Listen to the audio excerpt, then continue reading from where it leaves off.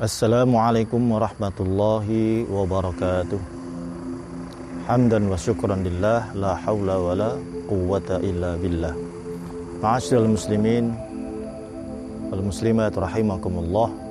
Kembali berjumpa dalam channel Tausiah Suara Dakwah.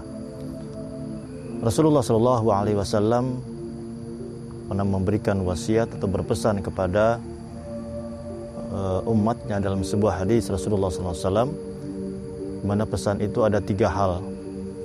Rasulullah bersabda, ittaqillaha haitsuma kunta wa atbi'i sayyi'atal hasanata tamhuha wa khaliqin nas bi khuluqin hasan.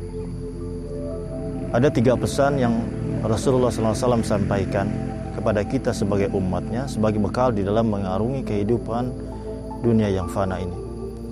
Yang pertama adalah kata Nabi, ittaqillaha haitsuma kunta, bertakwalah kamu kepada Allah haitsuma kunta, dimanapun kamu berada.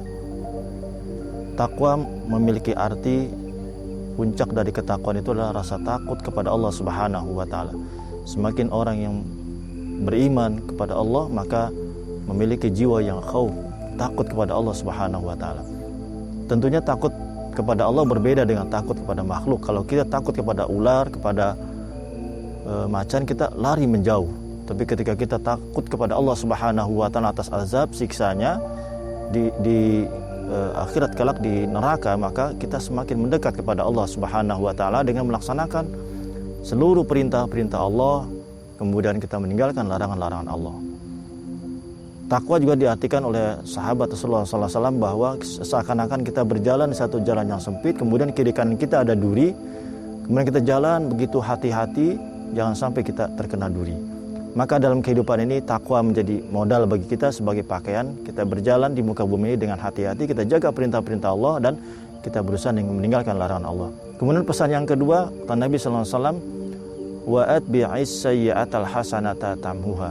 Ikutilah keburukan-keburukan itu dengan kebaikan-kebaikan. Orang-orang yang telah bertaubat kepada Allah walaupun mungkin merasa dosa yang begitu banyak, maka ketika dia bertaubat kepada Allah kemudian diikuti keburukan-keburukan itu, ditutupi dengan kebaikan-kebaikan, dengan ibadah kepada Allah Subhanahu wa taala, dengan taubatan nasuha, maka insyaallah keburukan-keburukan yang kita lakukan itu akan terhapus oleh kebaikan-kebaikan kita. Kemudian kata Nabi sallallahu alaihi wasallam ya, bahwa kullu bani Adam khata'un, bahwa setiap kita, setiap hamba Allah, setiap manusia memiliki kesalahan, memiliki dosa. Kemudian kata Nabi, wa khairul khata'in at-tawwabun, sebaik-baik orang yang mempunyai kesalahan, dosa, maka kemudian dia bertobat kepada Allah Subhanahu wa taala. Maka taubatan nasuh akan menghapus seluruh dosa-dosa dan kesalahan kita. Kemudian pesan yang ketiga, wa khaliqin nas bi khuluqin hasan. Kemudian bergaulah kepada manusia dengan pergaulan dengan akhlak yang baik. Ketika kita bertakwa kepada Allah, maka ini merupakan dimensi hablum minallah.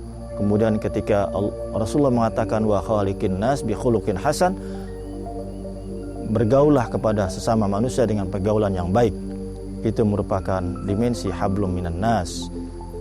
Seseorang baik tidak hanya hablum minallah saja, tapi juga bagaimana kita baik di dalam hablum minan nas.